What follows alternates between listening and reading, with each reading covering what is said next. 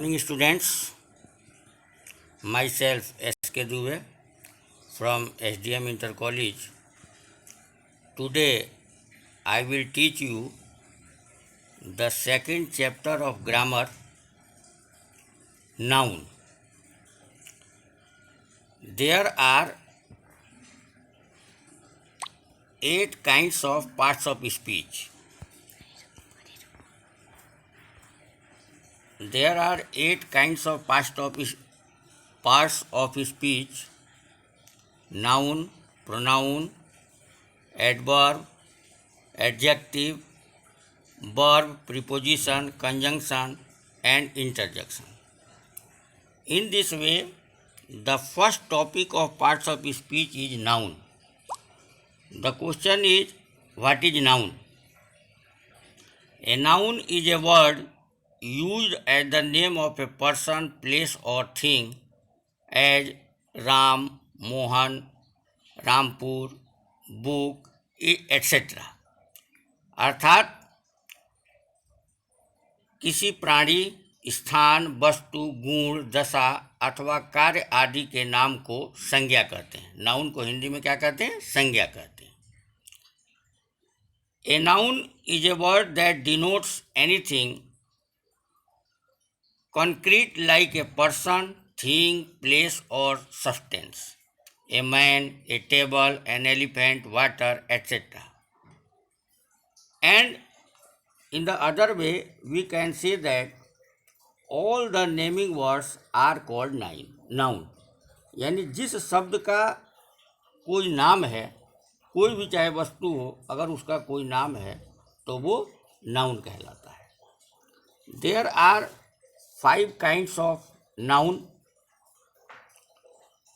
proper noun, common noun, collective noun, material noun, abstract noun. First proper noun, जिसको हिंदी में व्यक्तिवाचक संज्ञा कहते हैं।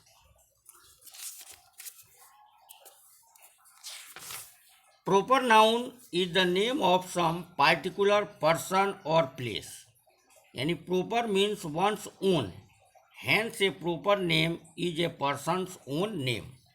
अर्थात proper noun वह नाउन है जो किसी विशेष यानी पार्टिकुलर व्यक्ति, वस्तु के लिए प्रयुक्त होता है। जैसे व्यक्तियों के नाम से पहले आशा, राम, सोहन, अहमद, सीता, गीता, रीता। स्थान के नाम जैसे आगरा, बॉम्बे, दिल्ली। वस्तु के नाम जैसे the Ramayana, Gita, the Taj Mahal, etcetera. दिन, महीने तथा त्योहारों के नाम Sunday, Monday, March, June, Diwali, Holi, Dussehra आदि। नोट: प्रॉपर नाउन का पहला अक्षर हमेशा जो है कैपिटल लेटर में लिखा जाता है। प्रॉपर नाउन सदैव सिंगुलर नंबर में होता है और उसके साथ सामान्यतः आर्टिकल ए एंड द का प्रयोग नहीं होता है, परंतु आर्टिकल द का प्रयोग निम्नलिखित के पहले अवश्य किया जाता है। जैसे नदियों, पहाड़ों, झीलों, समुद्रों, महासागरों के नाम से पहले, जैसे the Ganga, the Himalayas, the Indian oceans आदि।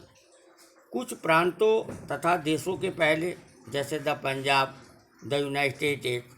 पंजाब से पहले इसलिए द का प्रयोग किया जाता है क्योंकि 5 नदियों के नाम पर इस प्रदेश का नाम पंजाब पड़ा था। धार्मिक ग्रंथों से पहले, जैसे the Ramayana, the Gita, the Quran, the Bible आदि। समाचार पत्रों, मुख्य इमारतों तथा जहाज़ों के नाम से पहले, जैसे the Hindustan times, the Taj, the victory आदि। जब प्रॉपर नाउन का प्रयोग कॉमन नाउन की भांति होता है,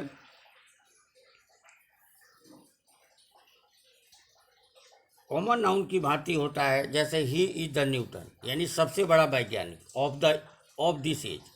Kalidas is the Shakespeare of India, अर्थात कालिदास की तुलना शेक्सपियर से की गई है। अर्थात जो स्थान इंग्लिश लिटरेचर में शेक्सपियर का है, वही स्थान संस्कृत साहित्य में कालिदास का है। Second, common noun. Common noun is a name given in common to every person or thing of the same class or kind. यानी common here means shared by all. अर्थात इन हिंदी कॉमन नाउन किसी एक विशेष व्यक्ति, वस्तु या स्थान का ज्ञान नहीं कराता, वरन उससे एक ही जाति की सभी वस्तुओं तथा व्यक्तियों का बोध होता है, जैसे table, chair, pen, book, box. व्यक्ति तथा पशु पक्षी जैसे boy, girl, man, women, horse, cow, elephant, parrot, bird, kite आदि।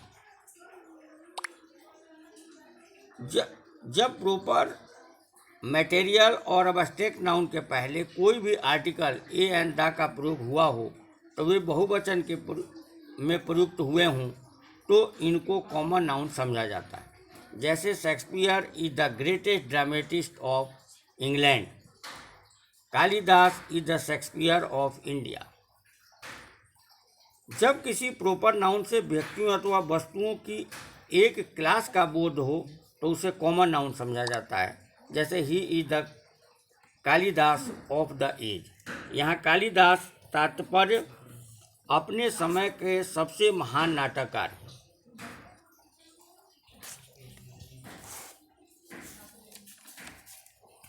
Third, collective noun. Collective noun,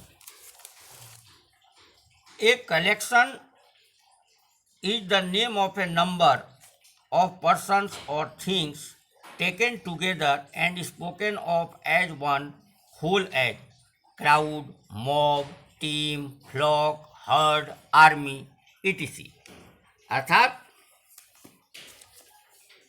किसी झुंड, व्यक्तियों के समुदाय तथा वस्तुओं के समूह के नाम को कलेक्टिव नाउन कहते हैं, जिसको हिंदी में समूहवाचक संज्ञा कहा जाता है।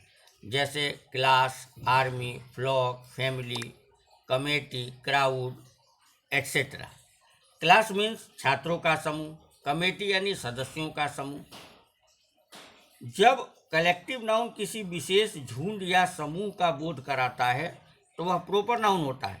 जैसे Simon Commission, the Indian Army, the Royal navy.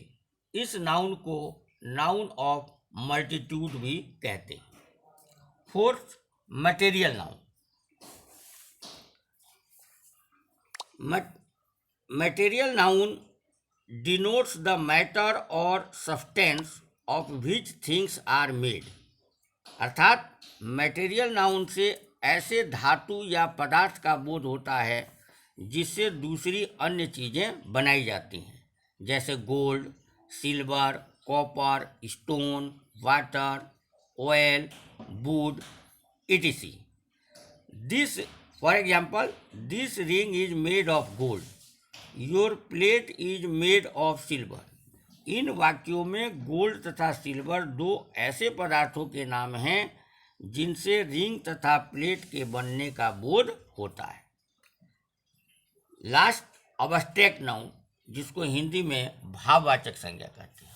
अर्थात an abstract noun is usually the name of a quality, action or state considered apart from the object to which it belongs, as quality, goodness, kindness, whiteness, darkness, honesty, wisdom; action, laughter, theft, movement, judgment, hatred; state, childhood, boyhood, youth, slavery, sleep,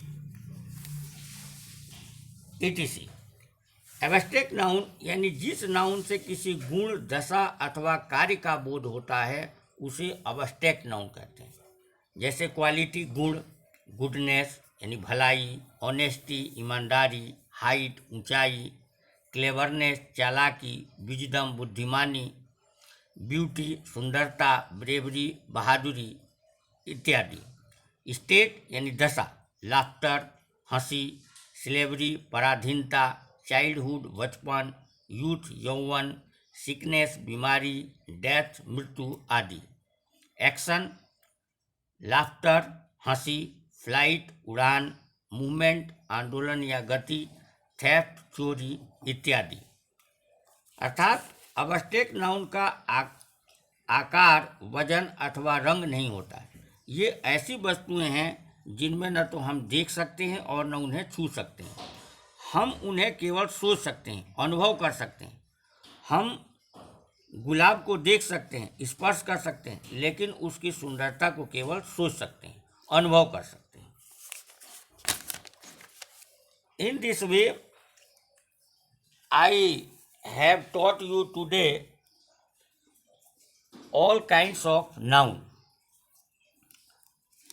and I will give some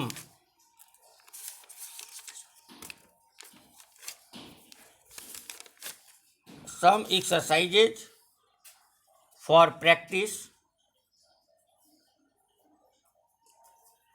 Thanking for watching. Thank you.